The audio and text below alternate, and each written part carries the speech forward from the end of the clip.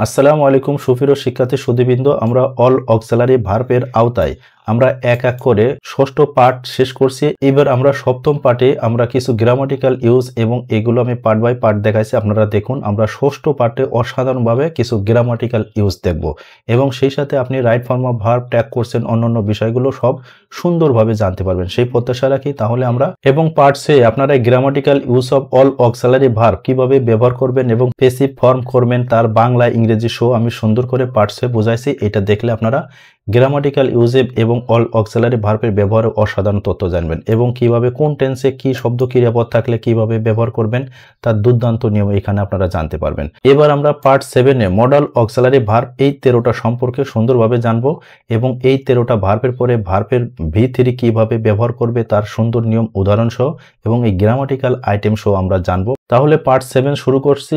Modal auxiliary verb হলো 13টি। এই modal auxiliary ভার্বের এই পাশের ফর্মগুলো সবসময় হবে আপনার V1 আর এই পাশে যে ফর্মগুলো আছে এইগুলো সবসময় হবে V2।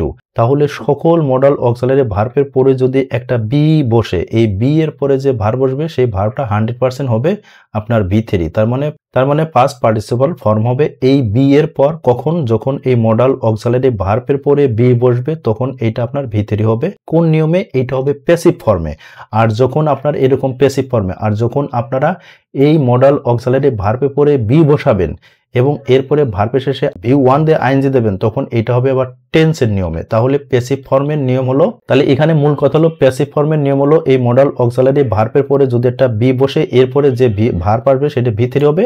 আর টেন্সের নিয়মে যদি মডাল অক্সিলারি ভার্বের পরে বি বসে টেন্স অনুসারে V1 এর পরে আইএনজি হবে তখন এটা মনে রাখবেন টেন্স অনুসারে হয়েছে, অর্থাৎ ফিউচার কন্টিনিউয়াস টেন্স অনুসারে হয়েছে। তাহলে এখানে আপনারা এগুলো খুব ইজিভাবে বুঝতে পারছেন। এখানে একটা মজার কথা শিখুন। প্রথম হলো আমরা এইগুলো সবই জানি, এইগুলো সব V1 হিসেবে ব্যবহার হবে আর এই পাশে যেগুলো আছে সব হলো V2 হিসেবে ব্যবহার হবে। কিন্তু এই ক্ষেত্রে এই যে ইউজ কথাটা আছে, ইউজ এটা কখনো আপনার V1 হিসেবে মানে প্রেজেন্ট হিসেবে ব্যবহার হবে না, এটা সবসময় ইউজ টু, তার মানে আপনার V2 হিসেবে ব্যবহার হবে, কারণ এটা অতীতের কোনো অভ্যাস বোঝায়।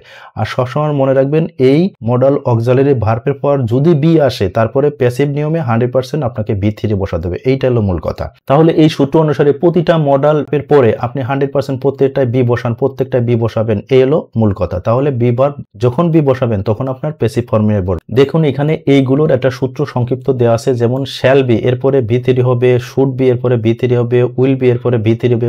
মূল কথা হচ্ছে এই মডাল অক্সিলারি ভার্বের পরে বি আসলে এই V3 বসাবেন। দেখুন এখানে দেওয়া আছে the work shall be completed soon. তাহলে এই যে মডাল অক্সিলারি ভার্ব পরে বি হয়েছে, এই বি হওয়ার পরে এটা V3 করতে হবে। তাহলে এই সবগুলো একই নিয়ম। তাহলে দেখুন এখানে যা আছে সবই একই নিয়ম। এখানে মাস্ট বি এরপরে আসবে V3, এই যে the decision must be taken carefully. তাহলে এই মাস্ট মডাল অক্সিলারি ভার্ব পরে বি যেহেতু আসছে আর এটি প্যাসিভ ফর্মে, তাহলে 100% এটা 3 রূপে দিয়ে দেবে। আশা করি এগুলো ইজিভাবে বুঝছেন। কিন্তু যখন এই মডাল অক্সিলারি ভার্বের পরে বি আসবে টেন্স অনুসারে তখন V1 দিয়ে আইএনজি দিতে হবে। যেমন দেখুন আবনান উইল বি ডুইং দ্য সাম, তার মানে আবনান অঙ্কটি করতে থাকবে। এই যে করতে থাকবে এটা হলো ফিউচার কন্টিনিউয়াস টেন্সের বাংলা ক্রিয়াপদের গঠন। তাহলে আপনারা আশা করি এটা ইজিভাবে বুঝছেন। এখানে লক্ষ্য করুন 3 নম্বরের কগনেট অক্সিলারি ভার্ব। এখানে মাত্র আমি 6টা আপনাদেরকে দেখেছি। এখানে কগনেট অক্সিলারি ভার্বটা কি পার্ট 1-এ আমি সুন্দর করে বুঝাইছি কগনেট অক্সিলারি ভার্ব কিভাবে তৈরি করবেন, কেন হয়। আপনি এই কগনেট অক্সিলারি ভার্ব অসাধারণভাবে নিজের মতো নিজে তৈরি করার পদ্ধতি পার্ট 1-এ দেখেছি। তারপরে এখানে মূল কথা কগনেট হলো সমধাতুজ, মানে একটি শব্দ থেকে আরেকটি শব্দ তৈরি করা। দেখুন এখানে আমরা জানি এই have, has, had, dare, need, is এগুলো তো অবশ্যই অক্সিলারি ভার্ব। এরপরে আপনি যেটা টু বসালেন, টু বসায় হ্যাভ টু, নতুন করে আরেকটি অক্সিলারি ভার্ব তৈরি হলো, এটাকে মূলত বলা হয় কগনেট অক্সিলারি ভার্ব। তাহলে আশা করি বুঝেছেন। আর এইগুলোর পরে যদি বি বসে তাহলে এইটা সবসময় V3 হবে। কখন হবে? এটা প্যাসিভ ফর্মে হবে। দেখুন এখানে কাজটি করা হয়, এই যে করা মূল ক্রিয়াপদের সাথে আ প্রত্যয় আছে এবং পরে ধাতু আছে। আবার এখানে দেখুন ভুলটি সংশোধন করা হয়, এখানে আ প্রত্যয় আছে এরপরে হয় ধাতু আছে। তার মানে কোনো ক্রিয়াপদের পরে আ প্রত্যয় এবং হয় ধাতু থাকলে এটা 100% প্যাসিভ ফর্মে। তখন এই শব্দের পরে যদি বি থাকে তাহলে 100% আপনাকে V3 দিতে হবে। এখন প্যাসিভ ফর্মটা কি সেইটা আমি পার্ট 6-এ প্যাসিভ ফর্ম কি এবং কিভাবে প্যাসিভ ফর্ম তৈরি করতে হয় পার্ট 6 আমি সুন্দরভাবে দেখাচ্ছি। তারপরে একটু বলছি দেখুন অঙ্কটি করা হয়, তাহলে এই করাটা হলো মূল ক্রিয়া। তাহলে মূল ক্রিয়াপদের শেষে যদি এই আ প্রত্যয় থাকে, এটা বললো আ প্রত্যয়, আর এই হয় ধাতু থাকে, তাহলে এইটা হবে আপনার প্যাসিভ ফর্ম। আর প্যাসিভ ফর্মে যত অক্সিলারি ভার্ব আছে এই অক্সিলারি ভার্বের পরে সবসময় V3 হবে। এইটা হলো প্যাসিভ ফর্মের একটা নিয়ম। তাহলে দেখুন এখানেও এই এম ইজ আর আছে, এরপরে কি আছে V3 হবে। কখন হবে? এখানে যখন প্যাসিভ ফর্ম হবে। আর প্যাসিভ ফর্মের নিয়ম হলো এই যে ক্রিয়াপদের শেষে একটা আ প্রত্যয় থাকবে আর হয় ধাতু। মূলত এই হয় থেকে হয়েছিল, এটা ধাতুর পরিবর্তন হয়েছে, তাহলে মূলত আছে আ প্রত্যয় এবং হয়। তাহলে দেখুন এই যে পার্ট 7 আমি বলছি, ভালোভাবে খেয়াল করুন, এই যে এখানে প্রতিটা আপনার এই যে ঘরটি পরিষ্কার করা দরকার। এখানে মূল ক্রিয়াপদের সাথে আ প্রত্যয় আছে এবং ধাতু আছে।